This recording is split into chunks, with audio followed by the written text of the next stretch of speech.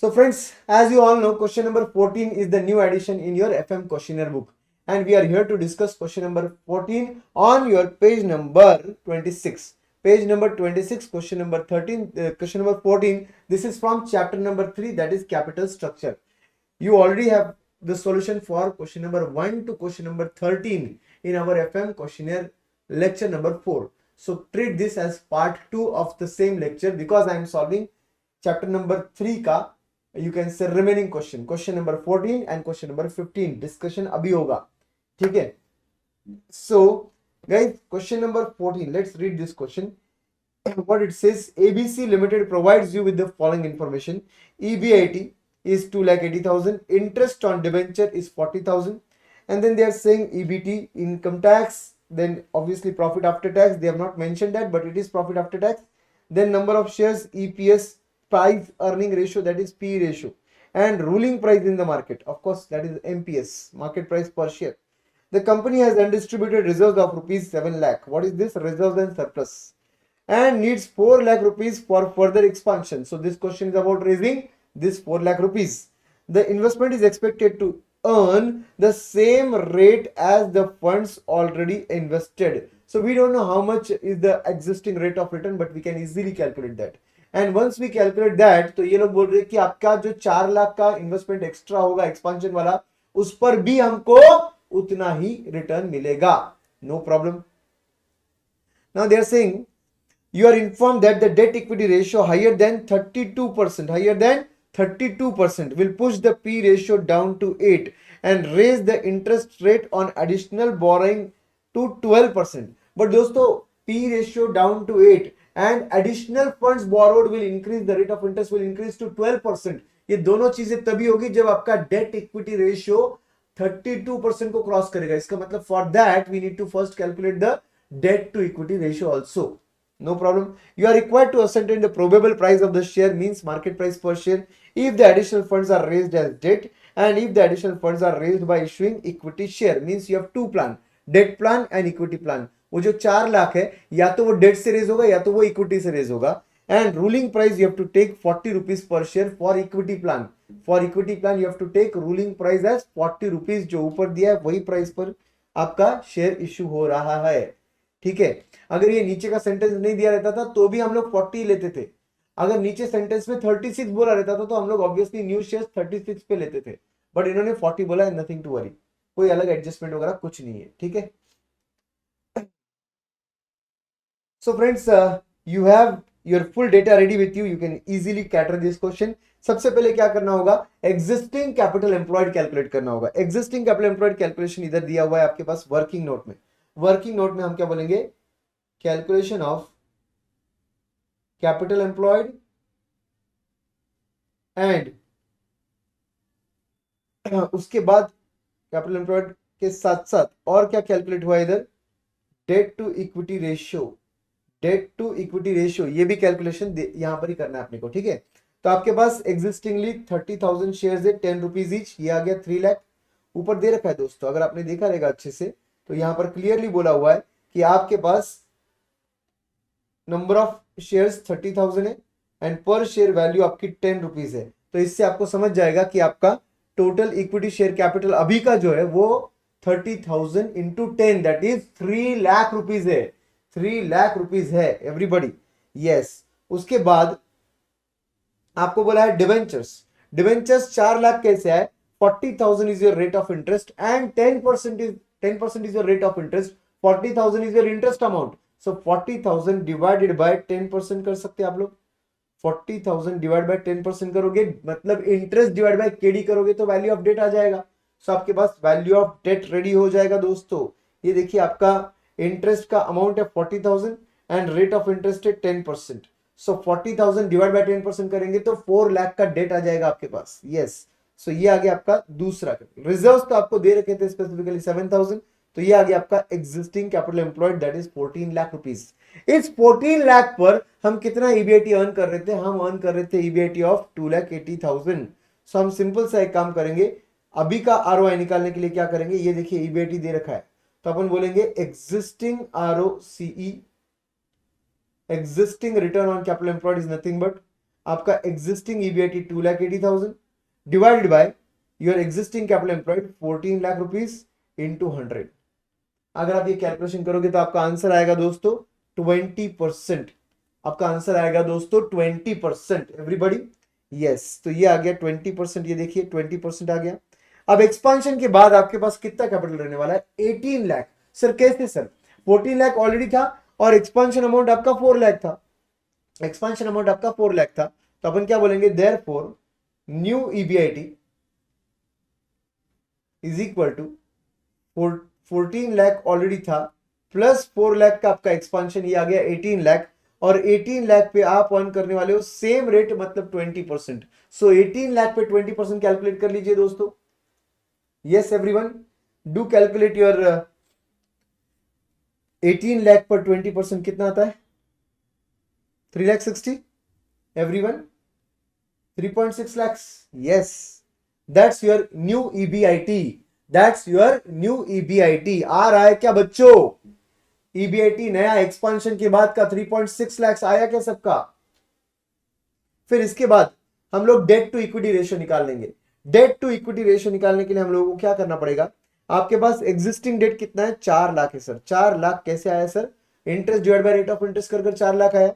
Yes, अब आपका debt to equity का फॉर्मूला है debt upon debt plus equity. Debt upon debt plus equity और लास्ट में इंटू 100। ये फॉर्मूला है दोस्तों आपका।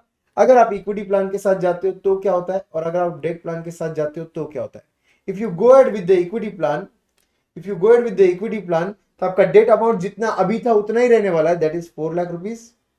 डेट अमाउंट अभी जितना था उतना ही रहेगा, 4 lakh rupees, divided by debt plus equity is 18 lakh after expansion. Debt plus equity is 18 lakh after expansion, so that into 100 आप करोगे तो आपका debt to equity ratio cross नहीं होता है। बट यस, सेकंड केस में आप डेट प्लान में जाओ और डेट प्लान में एग्जिस्टिंग डेट आपका 4 लाख है और न्यू डेट भी आपका 4 लाख रहेगा, क्योंकि आप डेट प्लान में डेट से एक्सपांशन कर रहे हो। Look at the numerator of debt to equity ratio, it is debt divided by debt plus equity.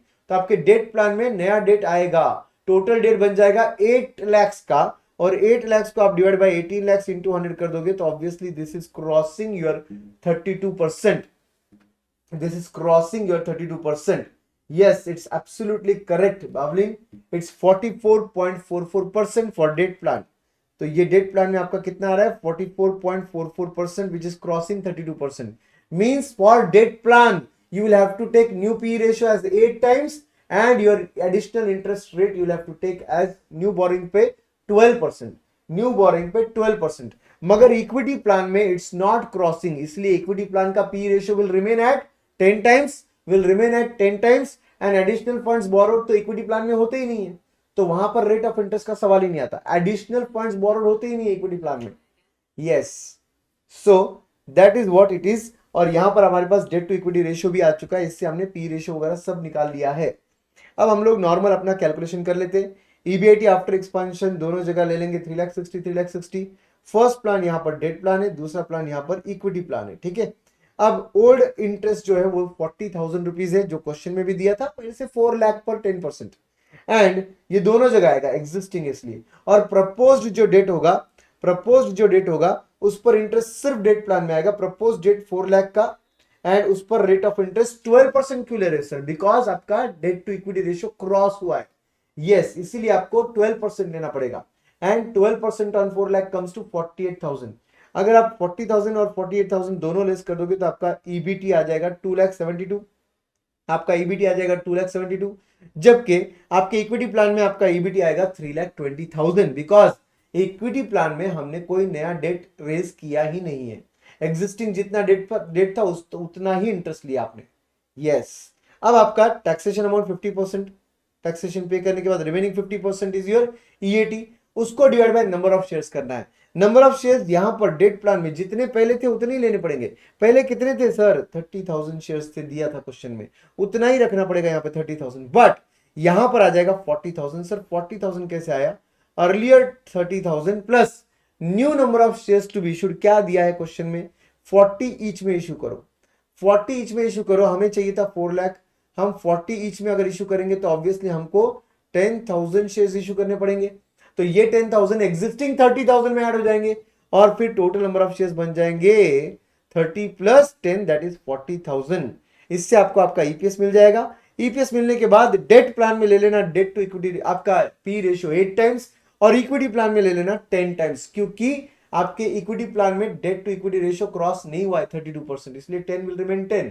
But वहां पर डेट प्लान में आपका क्रॉस हुआ है 44% आया था, तो इसका मतलब वहां का डेट आपका पी रेशियो जो है वो 8 टाइम्स पे आ जाएगा और फिर आपका यहां का प्राइस आएगा 36.24 और यहां पर आ जाएगा 40 रुपीज।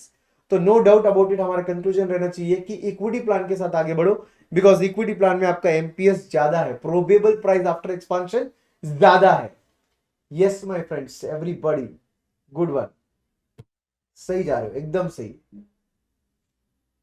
देन इसके बाद नेक्स्ट क्वेश्चन पे आते हैं दोस्तों। तो यहां पर दोस्तों नेक्स्ट क्वेश्चन है question number 15। I hope 14th was useful for you. 14th का डिस्कशन सबको समझा है क्या? एक बार कंफर्मेशन दीजिए मुझे, सब लोग, जितने लोग यहां पर है सब लोग कंफर्मेशन दीजिए मुझे।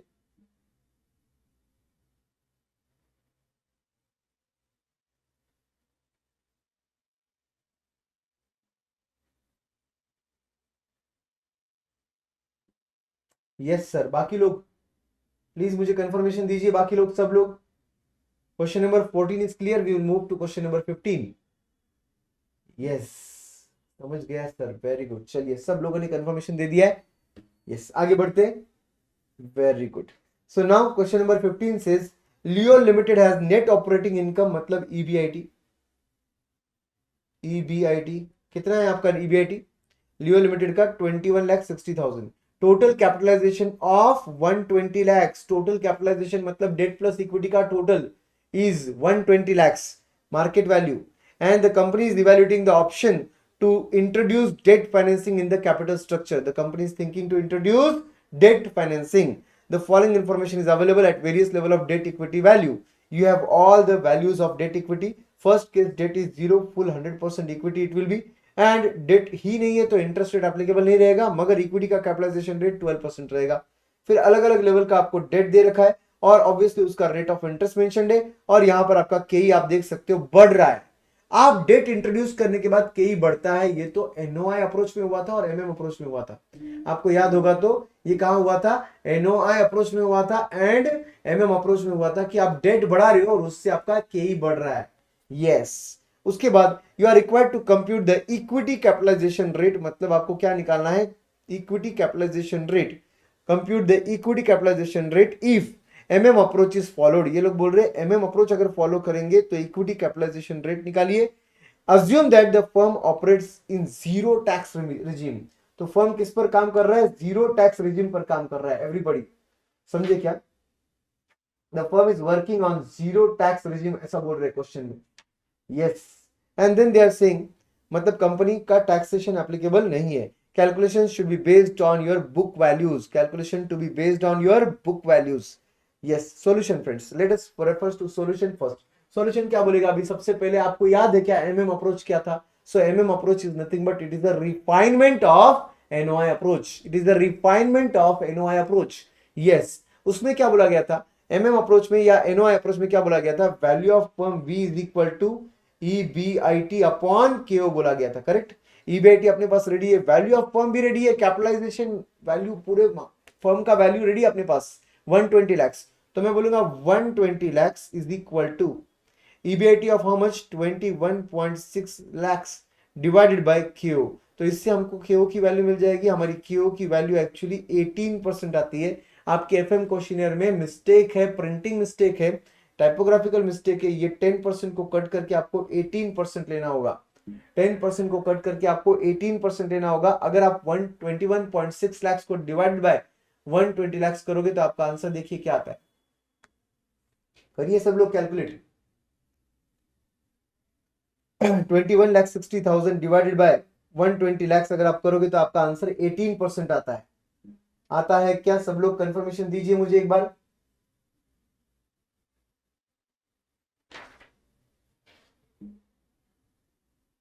यस सर, 18% आता है। Very good. अब आपको एमएम अप्रोच का फॉर्मूला याद होगा दोस्तों। एमएम अप्रोच का फॉर्मूला था K is equal to KO plus KO plus KO minus KD into debt by equity.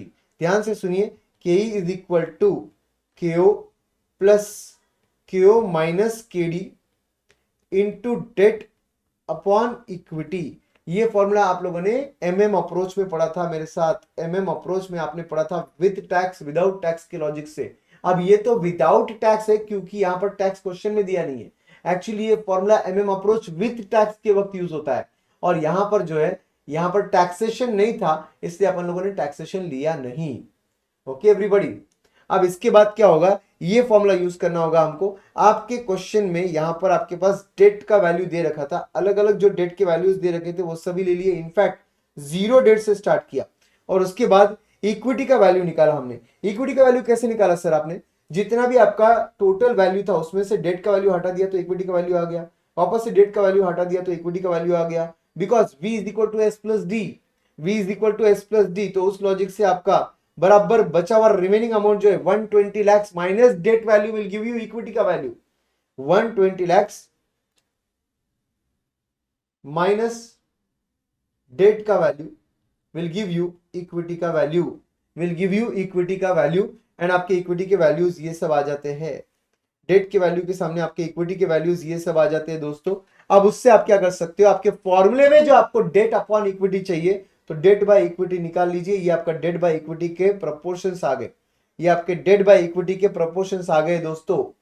समझे क्या सर, ये क्यों निकाला मुझे वो नहीं समझा सर। फॉर्मूले में देखिए, फॉर्मूले में देखिए यहां पर लिखा हुआ है डेट बाय इक्विटी, तो मैं बस फॉर्मूले का एक एक पार्ट सॉल्व कर रहा हूं, फॉर्मूले का एक एक पार्ट सॉल्व कर रहा हूं मैं। और उसके बाद केडी के वैल्यूज आपको क्वेश्चन में दिए थे, ये केडीज के वैल्यू लिए हमने। केओ का वैल्यू हमने अब भी निकाला 18%, तो सब जगह देखिए आपने 18% रख दिया केओ का वैल्यू, और उससे आपने क्या कर दिया, केओ माइनस केडी किया। सर ये क्यों किया अपन ने, केओ माइनस केडी क्यों किया सर अपन ने। 18 minus 0 is 18, 18 minus 7 is 11, 18 minus 7 is 11, 18 minus 7.5 is 10.5। ये क्यों कर रहे सर अपन, बिकॉज फॉर्मूले में अपने को चाहिए केओ माइनस केडी। दिखा क्या आपको, केओ माइनस केडी, तो फॉर्मूले में ये कंपोनेंट था हमने ये लिख लिया, कंपोनेंट ये भी था हमने ये भी रेडी कर दिया। अब अपने पास तो केओ आसानी से यूज कर कर के आ जाएगा, केओ आसानी से यूज करके के आ जाएगा। आपका फॉर्मूला रहेगा K is equal to KO plus KO minus KD into debt by equity. ये फॉर्मूला यूज करके डायरेक्टली आपके केई के आंसर्स आ गए 18, 19, 20.25। कोई भी एक आंसर निकाल के देख लीजिए। चलो 20.25 निकाल कर देख लीजिए आप एक बार।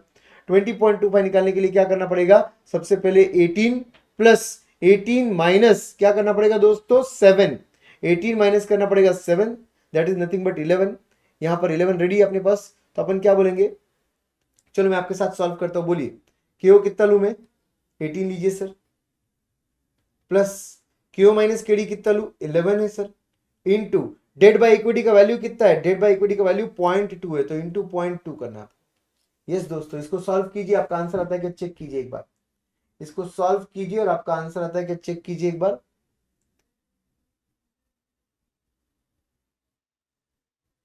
यस फ्रेंड्स 20.2 मेरा आंसर आ गया है, आपका आंसर आया क्या चेक कीजिए एक बार। यस फ्रेंड्स वेरीफाई किया आप सबने, यस सर वेरी गुड, 20.20 आ गया आंसर। बिल्कुल इसी सेम तरीके से आपके ये सब आंसर्स आ जाएंगे दोस्तों।